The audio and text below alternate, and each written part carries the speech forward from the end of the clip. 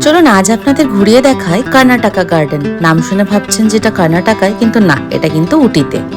Tea garden থেকে সোজা চলে গেলাম এই কর্ণাটকা গার্ডেনে। টি গার্ডেন থেকে এখানে পৌঁছতে সময় লেগেছিল প্রায় আধ ঘন্টা মতো। দূরত্ব ছিল 8 কিলোমিটার। এন্ট্রি ফি লেগেছিল 100 টাকা মাথা পিছু।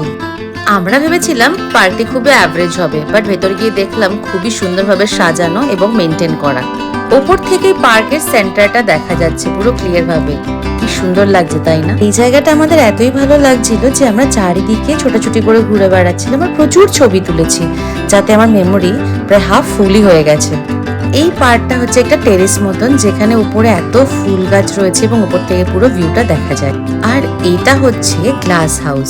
এর মধ্যে কিন্তু আমি আউটডোর কোনো প্ল্যান্টস দেখিনি, সবই ইনডোর প্ল্যান্টস রয়েছে আর ভীষণই সুন্দরভাবে মেনটেন করা রয়েছে। এমন এমন গাছ ছিল যেগুলো আমি আগে কোনোদিনও দেখিনি।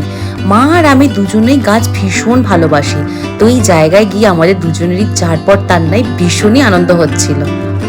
আর অ্যাজ ইউজুয়াল প্রতি জায়গায় মা একই প্রশ্ন করে যে এখান থেকে কি গাছ কেনা যাবে, বাড়ি নেওয়া যাবে। আর এই যে এই জায়গাটা পুরোটাই কিন্তু গাছ দিয়ে ডেকোরেট করা, দেখে কিন্তু মনে হচ্ছিল কোনো বাইরে কোনো জায়গায় এসেছি। আমি কিন্তু ডিটেইলে একটু ভিডিওগুলো দেখাচ্ছি, কারণ আমি যে সুন্দর পার্কটি দেখেছি আপনারাও আমার চোখ দিয়ে যেন দেখতে পারেন।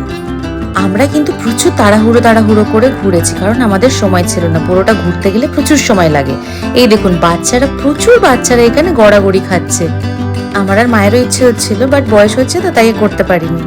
এই হচ্ছে আরেকটা দিক, যেটার দিকে পুরোটা গেলে আর শেষ হতো না। যাই হোক, ভিডিওটা দেখে কেমন লাগলো জানাবেন। দেখা হচ্ছে পরের ভিডিওতে। Till then, by.